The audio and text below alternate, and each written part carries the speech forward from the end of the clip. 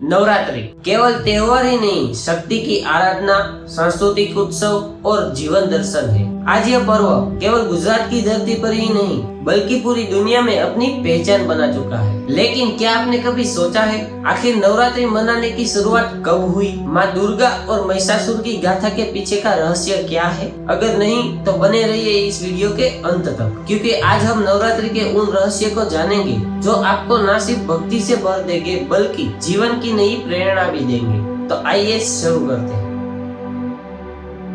प्राचीन काल में असुरों के राजा महिषासुर ने कठिन तपस्या की। उसकी तपस्या से प्रसन्न होकर ब्रह्मा जी ने उसे वरदान दिया कि तुम्हें कोई देवता, दानव या पुरुष कोई मार नहीं पाएगा। बस फिर क्या था, महिषासुर ने इस वरदान का दुरुपयोग करना शुरू कर दिया। वह स्वर्ग पर चढ़ बैठा और देवताओं को भी हराने लगा, यहाँ तक कि इंद्रासन भी उसने छीन लिया। चारों तरफ वो अपना खौफ फैलाने लगा और हिंसा इतनी करने लगा कि धरती पर अत्याचार की सीमा भी बढ़ गई। जब इतना अत्याचार फैल चुका था तो देवताओं से रहा नहीं गया।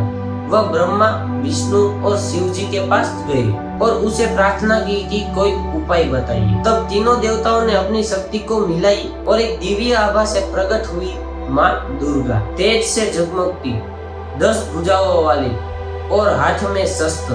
मानो वह यह एनर्जी है जो किसी भी चीज को पल भर में भस्म कर सकती है। शिव जी ने त्रिशूल दिया, विष्णु जी ने चक्र दिया और इंद्र ने वज्र, और इस तरह से सभी देवताओं ने अपनी शक्ति अर्पित की। माँ दुर्गा ने सिंह पर सवार होकर महिषासुर को ललकारा। फिर हुआ 9 रात और 10 दिन तक महायुद्ध। पहली रात रक्तबीज जैसे राक्षसों का वध, दूसरी रात चंडमुंड का संहार। हर दिन एक नई लड़ाई और हर रात एक नई विजय। लेकिन महिषासुर लगातार अपना रूप बदलता रहा, कभी हाथी, कभी भैंसा तो कभी सिंह। फिर 10वें दिन जब युद्ध चरम सीमा पर पहुंचा तो माँ दुर्गा ने अपने त्रिशूल से महिषासुर का वध कर दिया। उस क्षण धरती पर गूंज उठा जय माता दी, और तभी से नवरात्रि का यह पर्व मनाया जाता है। अधर्म पर धर्म की विजय, नकारात्मकता के ऊपर सकारात्मकता की विजय। यही कारण है कि नवरात्रि की 9 रात को महिषासुर मर्दनी श्री देवी की स्मृति में देवी की अलग अलग रूप को पूजा जाता है।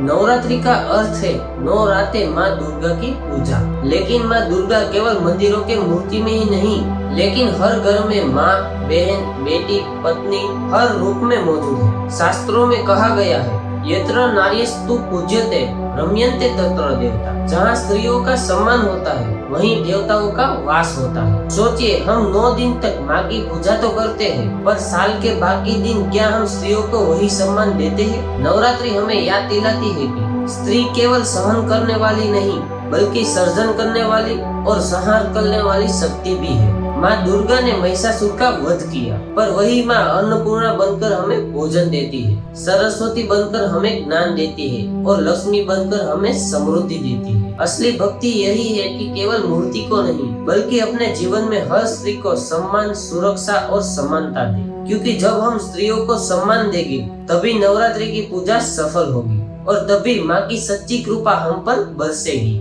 अगर आपको यह वीडियो से कुछ भी वैल्यू मिली है तो please subscribe this channel and आपके फ्रेंड्स और फैमिली को यह वीडियो शेयर करें ताकि नवरात्रि का असली महत्व सबको पता चले। थैंक यू सो मच जो आपने यह वीडियो यहाँ तक देखा।